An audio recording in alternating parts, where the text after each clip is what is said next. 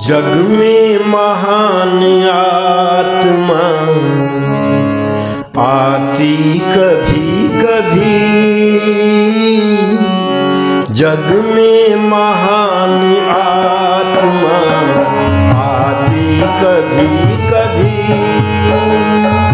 भूले हुओं को मार्ग पर लाती कभी कभी। जग में महान आत्मा आती कभी कभी,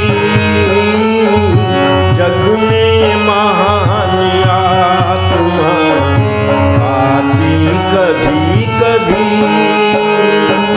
भूले हुओं को मार्ग पर लाती कभी कभी। जग में महान आत्मा आती कभी कभी।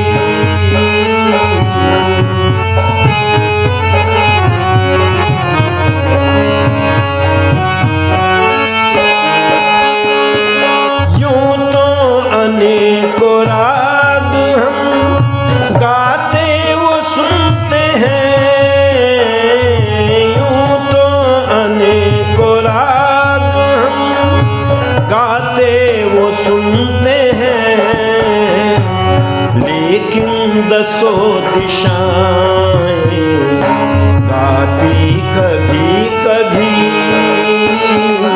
लेकिन दसों दिशाएं गाती कभी कभी। भूले हुओं को मार्ग पर लाती कभी कभी। जग में महान आत्मा आती कभी कभी।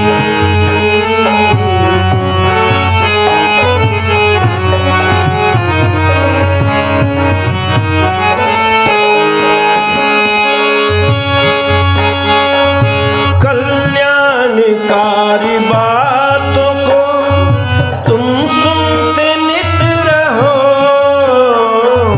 कल्याणकारी बातों को तुम सुनते नित रहो। हृदय पटल पे बात जम जाती कभी कभी, हृदय पटल पे बात जम जाती कभी कभी। भूले हुओं को मार्ग पर लाती कभी कभी। जग में महान आत्मा आती कभी कभी।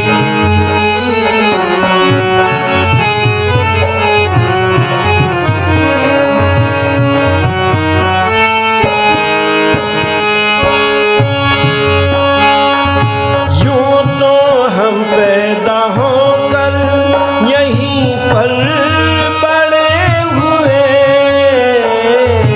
यूं तो हम पैदा होकर यहीं पर बड़े हुए,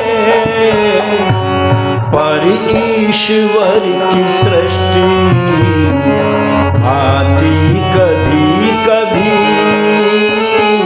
पर ईश्वर की सृष्टि आती कभी कभी। भूले हुओं को मार्ग पर लाती कभी कभी। जग में महान आत्मा आती कभी कभी।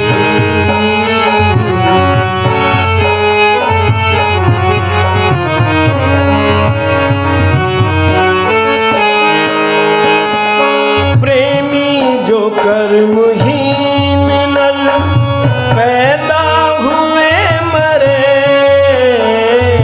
प्रेमी जो कर्महीन नर पैदा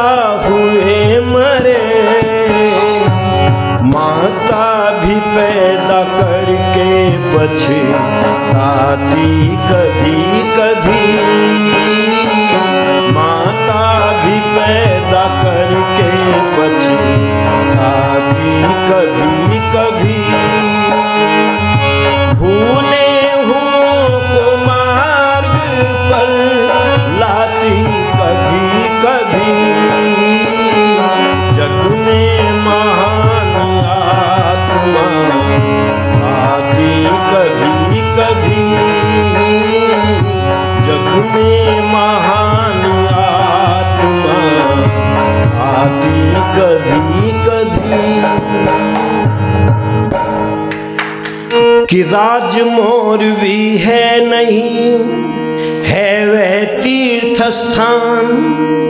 कुछ लोग कहते हैं आर्य समाजी तीर्थ को नहीं मानते, पर ऋषि राम जी महाराज एक छोटी सी पुस्तक लिखते हैं, उसका नाम रखते हैं आर्योद्देश रत्न माला, और उसको आप पढ़ेंगे ध्यान से तो ऋषि दयानंद लिखते हैं तीर्थ किसको कहते हैं, जिसको करके मनुष्य दुखों से तर जाए उसका नाम तीर्थ है।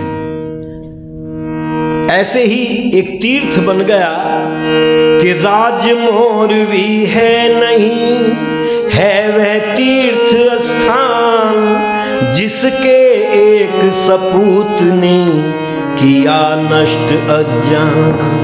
बंधु बांधवों के सहित था तो सुख सामान, किंतु अभी तक आपकी थी न कोई संतान।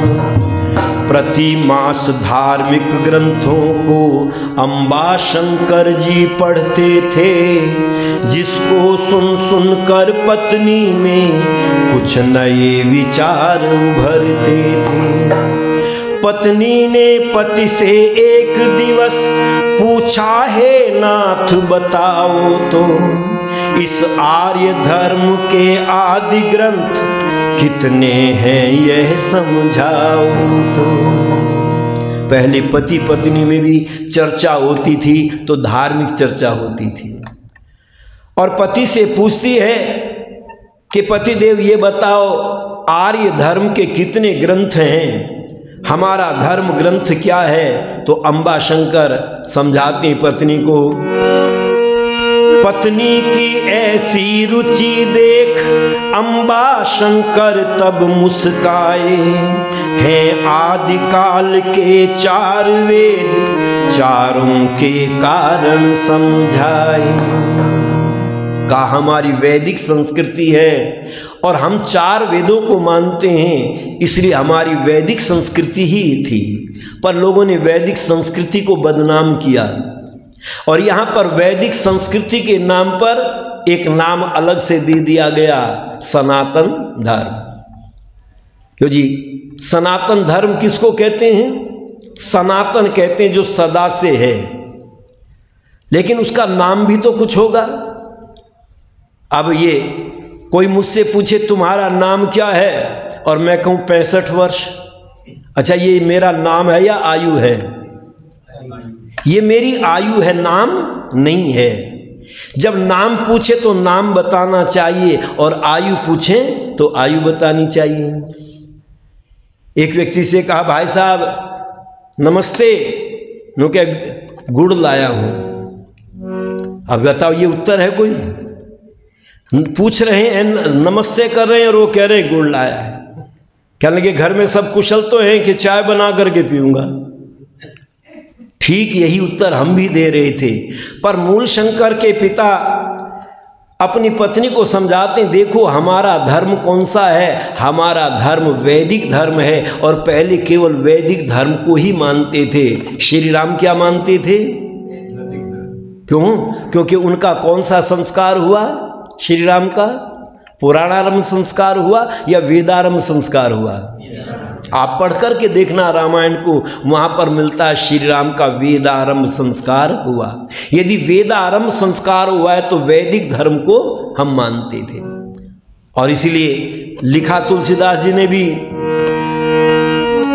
कि वेद पुराण सुनहि चित लाई, वेद पुराण सुनहि चित लाई, आप कह कहीं अनुजही समझाई, आप कहीं अनुजही समझाई।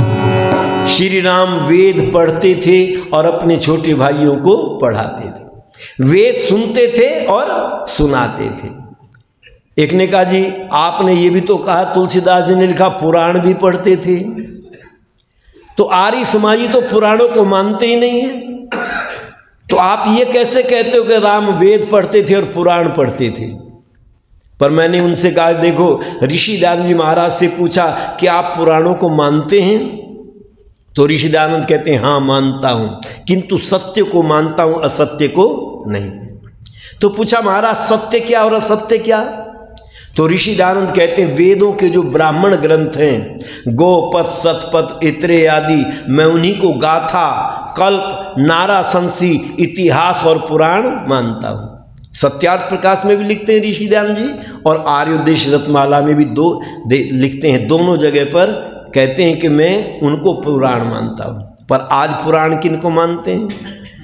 मैंने कह दिया एक जगह 18 पुराण होती हैं, तो एक सज्जन कहने लगे नहीं आप झूठ बोलते हो, 18 नहीं 20 पुराण होती हैं। मैंने कहा हम तो अब तक 18 ही पुराण सुनते आए, तुम 20 बता रहे हो। कहते नहीं एक नई पुराण लिखी गई है।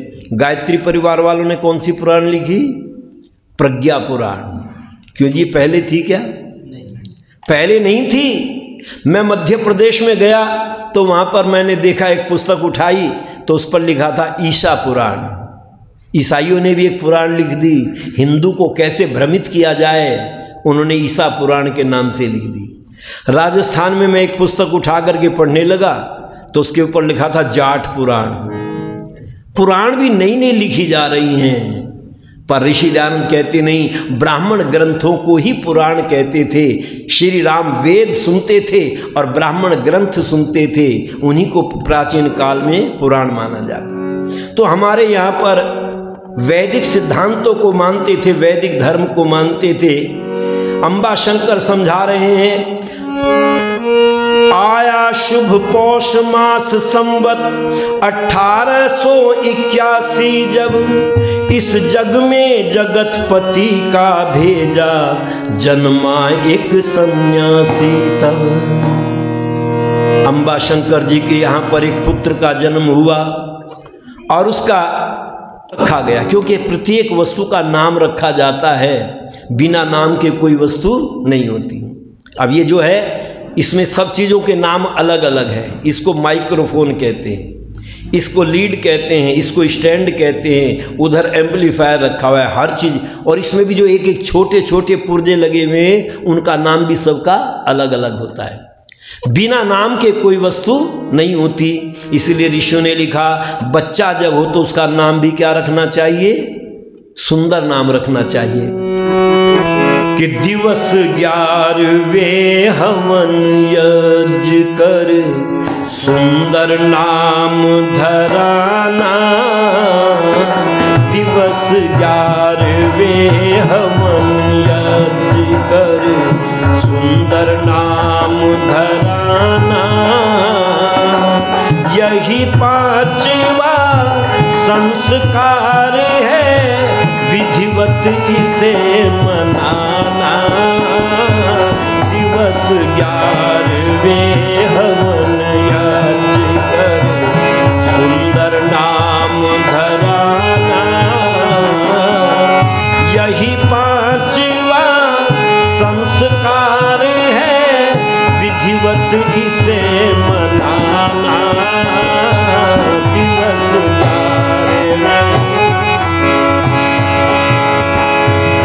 11वें दिन बच्चे का नाम रखें, तो अंबा शंकर जी ने भी अपने पुत्र का नाम रखा सरल सार्थक नाम धरे जय ऋषियों ने बताया। सरल सार्थक नाम धरे जय ऋषियों ने बताया। नाम धरा जो उसी नाम से जाए सदा बुलाया। मन माने नामों से उसको, मन माने नामों से उसको, बिल्कुल नहीं बुलाना। यही पांचवा संस्कार है, विधिवत इसे मनाना। दिवस 11वें हवन यज्ञ कर, सुंदर नाम धराना। यही पांचवा संस्कार है, विधिवत इसे मनाना।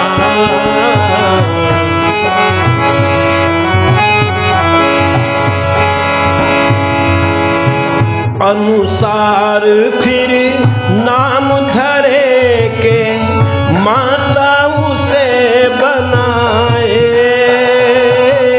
अनुसार फिर नाम धरे के, माता उसे बनाए। वैसे ही गुण भर कर उसमें अपना धर्म निभाए।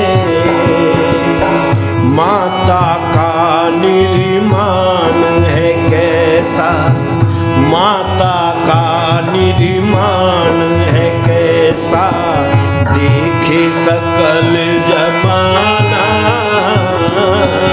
यही पांचवा संस्कार है, विधिवत इसे मनाना।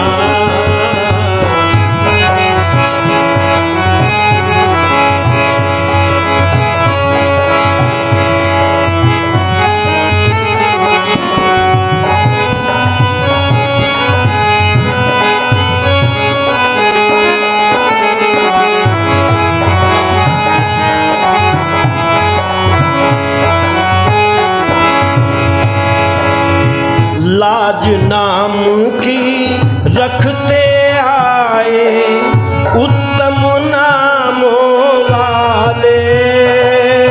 लाज नाम की रखते आए, उत्तम नामों वाले। नहीं छिपे इतिहास किसी से, मान दुनिया वाले।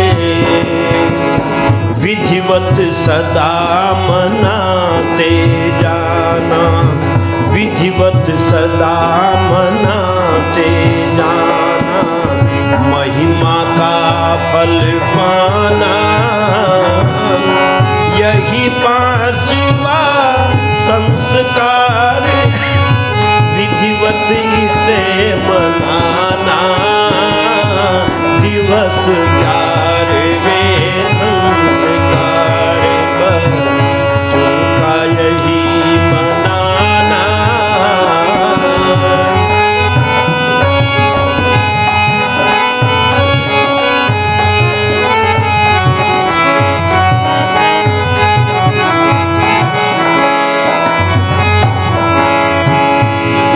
तो ऋषियों ने कहा तुम बच्चे का सुंदर नाम रखना, सार्थक नाम रखना। पर आज पंडित जी तो नाम कुछ और रखते हैं और घर वाले कुछ और रखते हैं। क्यों जी, उसी नाम से पुकारते हैं क्या? अब आजकल तो रिवाज बन गया, घर का नाम अलग, स्कूल का नाम अलग, यार दोस्तों का नाम अलग, सबने अपने अपने अलग नाम रख रखे। पर ऋषियों ने कहा नहीं, नाम सुंदर होना चाहिए, सार्थक होना चाहिए, जिसका अर्थ कुछ निकलता हो, ऐसा नाम बच्चे का रखने का प्रयत्न करें। तो अम्बा शंकर जी ने बच्चे का नाम रखा मूल शंकर। शंकर कहते हैं कल्याण करने वाले को। देखो, एक शब्द के अनेक अर्थ होते हैं और अनेक पदार्थों के भी होते हैं। तो ऋषि दयानंद शंकर का अर्थ लिखते हैं कल्याण करने वाला। परमात्मा को भी शंकर कहते हैं और यही नाम मनुष्यों के भी रखे जाते हैं। मैं ये बात मुझे तब समझ में आई जब एक व्यक्ति से पूछा, भाई साहब आपका नाम क्या है? तो उन्होंने कहा जी नाम तो परमात्मा का है, मुझे घसीटा सिंह कहते हैं। अब मैंने पूछा ये क्यों कह रहे नाम परमात्मा का है? मैंने चिंतन किया, विचार किया, पता चला नाम परमात्मा के नामों में से हम अपने नाम छांटते हैं। अच्छा, परमात्मा को हम दयालु कहते हैं, तो हमने क्या नाम रख लिया? दयाराम रख लिया, दया शंकर रख लिया। परमात्मा को कृपालु कहते हैं, हमने अपना नाम उसमें से कृपाल सिंह रख लिया। कहाँ से लाए नाम? परमात्मा के नामों में से हम अपने नाम छांटते हैं। ऐसे ही बहुत से नाम इतिहास में भी मिलते हैं और वेद में भी मिलते हैं। अब अयोध्या की चर्चा वेद में भी आती है और तुलसीदास जी ने भी लिख दिया एक ऐसी अयोध्या है जिसकी चर्चा वेद में आती है। अब लोगों ने क्या मान लिया? जहां राम पैदा हुए थे उसी अयोध्या की चर्चा वेद में है। और इसलिए लोगों में एक भ्रांति फैली, श्री राम पहले हुए और वेद बाद में लिखे गए। क्यों जी? ये भ्रांति फैली कि नहीं फैली? सीता जी का सीता नाम वेद में भी आता है और सीता श्री राम की पत्नी का भी नाम है। दीपावली के दिन जो यज्ञ करते हैं उसमें भी मंत्र आता है सीता सीताय स्वाहा। अब लोगों ने सोच लिया सीता का नाम तो वेद में भी है। जो वेद में नाम है, वेद से नाम हमने लिए हैं, हमारे नाम वेद में नहीं गए हैं। जिस दिन ये चिंतन करोगे उस दिन ये भ्रांतियां मिट जाएंगी। तो पूछा, परमात्मा को भी शंकर कहते हैं और जो हमारे घर में कल्याण करने वाला है हम उसको भी क्या कहेंगे? शंकर ही कहेंगे। इसने हमारे घर का कल्याण कर दिया, इसलिए बच्चे का नाम क्या रखा? जब पहला बच्चा हुआ तो उसका नाम रखा गया मूल शंकर। अब मूल किसको कहते हैं? तो ऋषि दयानंद जी स्वयं मूल की परिभाषा करते हैं, जिससे अन्य पदार्थ तैयार हो जाएं, किंतु अन्य पदार्थों को मिला करके वह मूल पदार्थ तैयार न हो। अर्थात बच्चे का नाम रखा गया मूल शंकर और मूल शंकर को उत्तम बनाने के लिए और संस्कार किए गए, क्योंकि ऋषियों ने हमारे यहाँ बच्चों को उत्तम बनाने के लिए एक विधि दी और उस विधि का नाम रखा संस्कार विधि। कुछ लोग कहते हैं ये तो ऋषि दयानंद ने लिखी संस्कार विधि, ऐसी मान्यता लोगों की है। पर ध्यान रखना, ऋषि दयानंद ने तो उसको फिर से याद दिलाया, क्योंकि वाल्मीकि रामायण में सारे संस्कारों की चर्चा मिलती है, रामचरितमानस में सारे संस्कारों की चर्चा मिलती है, महाभारत में उन्हीं संस्कारों की चर्चा मिलती है। ऋषि दयानंद ने तो याद दिलाया जिनको हम भूल गए थे। इसलिए संतानग्रस्त आश्रम की अनमोल निधि है, उत्तम इसे बनाने को संस्कार विधि है। संतानग्रस्त आश्रम की अनमोल निधि है, उत्तम इसे बनाने को संस्कार विधि है।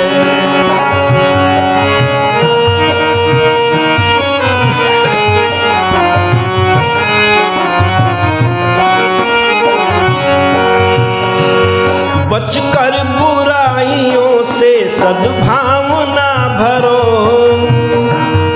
बचकर बुराइयों से सद्भावना भरो, उत्तम संतान पाने की शुभ कामना करो। प्रातः शाम ईश की आराधना करो, दुष्ट वृत्तियों का सदा सामना करो। फिर ये न कहना कलयुग है, फिर ये न कहना कलयुग है, 21वीं सदी है, उत्तम इसे बनाने को संस्कार विधि है। संतानग्रस्त आश्रम की अनमोल निधि है, उत्तम इसे बनाने को संस्कार विधि है।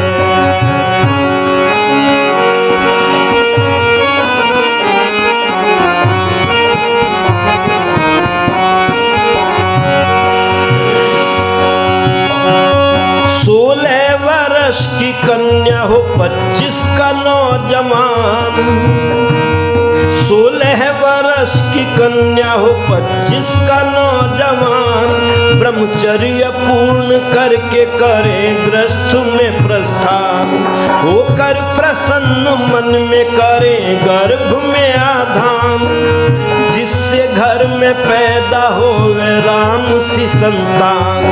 संतान के लिए करना, संतान के लिए करना आहार शुद्धि है उत्तम, इसे बनाने को संस्कार विधि है।